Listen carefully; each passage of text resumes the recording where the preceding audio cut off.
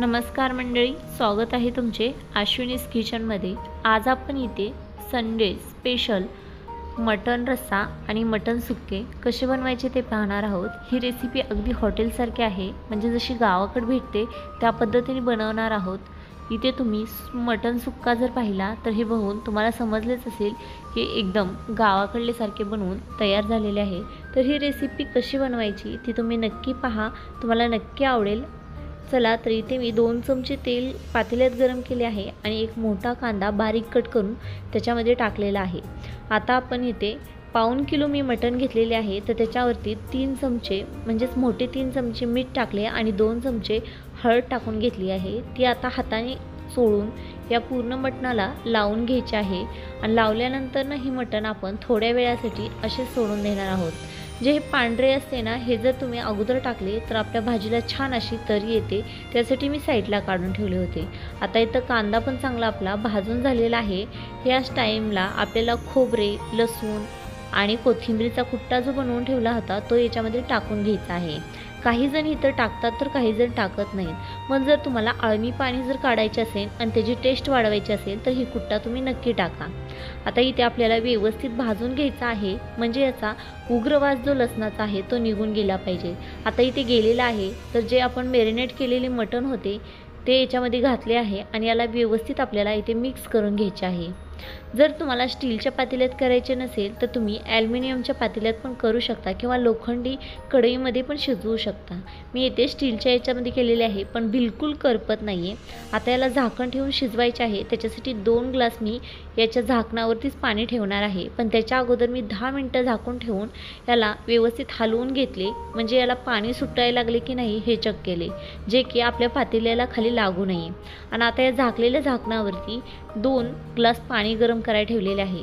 तर तोपर्यंत पाणी गरम होत आहे तोपर्यंत इथे 1 चमचा पांढरे तीळ चांगले खरपूस असे भाजून घेतलेले आहेत। हे तीळ छान असे खरपूस भाजले की आपल्या भाजीला छान अशी चव पण येते।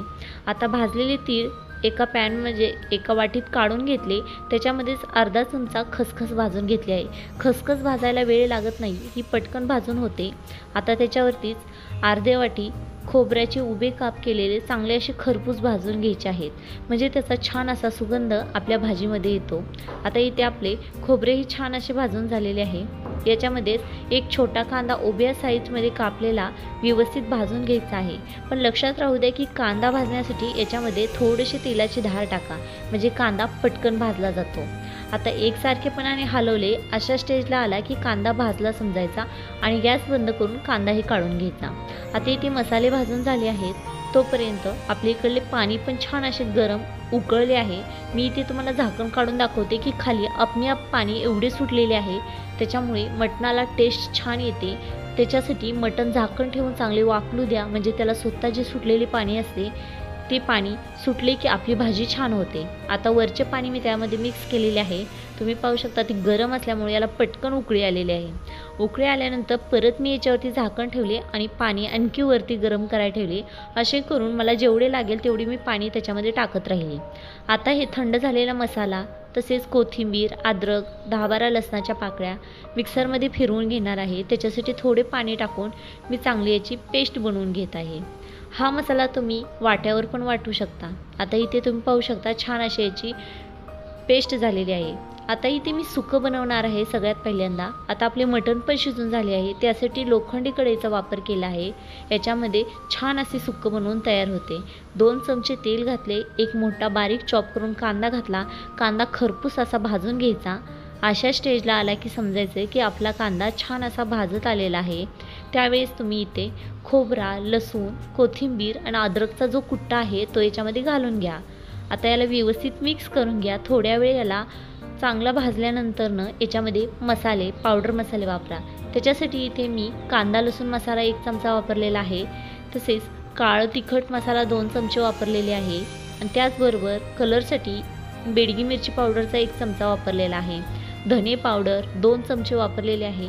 याला व्यवस्थित मिक्स करून घ्यायचे आणि जे आता सुकं करण्यासाठी मी एका ताटामध्ये काढून घेतलेले होते मटण, म्हणजे शिजल्यानंतर ती मी याच्यामध्ये टाकून घेत आहे। याच्यामध्ये तुम्ही थोडेसे आणखी मटणाचे पाणी टाका आणि याला व्यवस्थित मिक्स करा। मिक्स झाल्यानंतर याच्यामध्ये आपल्याला मटण मसाला टाकायचा आहे। मी इथे 2-3 चमचे मटण मसाला टाकून घेतला आहे आणि गॅस थोडा फुल केला आहे।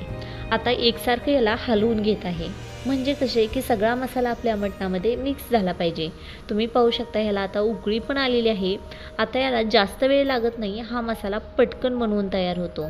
मी तुम्हाला 2 मिनटं असे उकळू द्या, 2 मिनटानंतर तुम्हाला दाखवते किती सुंदर असा मसाला बनवून तयार होत आहे। आता एखादा मिनिट असाच राहू द्या। याच्यानंतर तुम्ही आता गॅस बंद करा। गॅस बंद केल्यानंतर बारीक चिरलेली कोथिंबीर टाकून घ्या आणि मी इथे तुम्हाला दाखवते किती सुंदर आपला इथे मटण मसाला बनवून तयार झालेला आहे, म्हणजे सुकं। चला आता भाजी कशी बनवायची ते पाहूया। त्याच्यासाठी एका कढईत 2 चमचे तेल गरम करायला ठेवले आणि त्याच्यामध्ये जो आपण मिक्सरमध्ये मसाला बनवला होता तो याच्यामध्ये घालून घेतला आहे। हा मसाला ना आपण अगोदर भाजून घेतला असल्यामुळं याला पटकन तेल सुटते आणि मसाला तयार होतो। त्याच्यासाठी इथे कांदा मसाला पावडर 2 चमचे टाकून घेतलेले आहे। कलरसाठी बेडगी मिरची 1 चमचा, 2 चमचे काळा तिखट घेतले आहे, 2 चमचे धने पावडर टाकले आहे। आता त्याचबरोबर येथे मी मटण मसाला 2 चमचे टाकून घेतलेला आहे आणि याला व्यवस्थित मिक्स करून घेत आहे। आता तुम्ही पाहू शकता की याला ऑलरेडी तेल सुटत आहे, पण आपल्याला थोडे आणखी तेल सुटण्यासाठी याला व्यवस्थित मिक्स करायचे आहे आणि झाकण ठेवून शिजू द्यायचे आहे। जर तुम्ही असे उघडे ठेवले तरीही चालेल। तुम्ही पाहू शकता की हा खाली चिटकतही नाही आहे आणि याला तेल पटकन सुटत आहे, तरी मी इथे 2 मिनिटासाठी त्याला झाकण ठेवून शिजू देणार आहे। आता 2 मिनिटानंतर तुम्ही पाहू शकता की या मसाल्याला किती सुंदर असे तेल सुटलेले आहे। आता या स्टेजला तुम्ही समजून घ्या की तुमचा मसाला बनवून तयार झालेला आहे आणि खाली तर बिलकुल चिटकलेला नाही।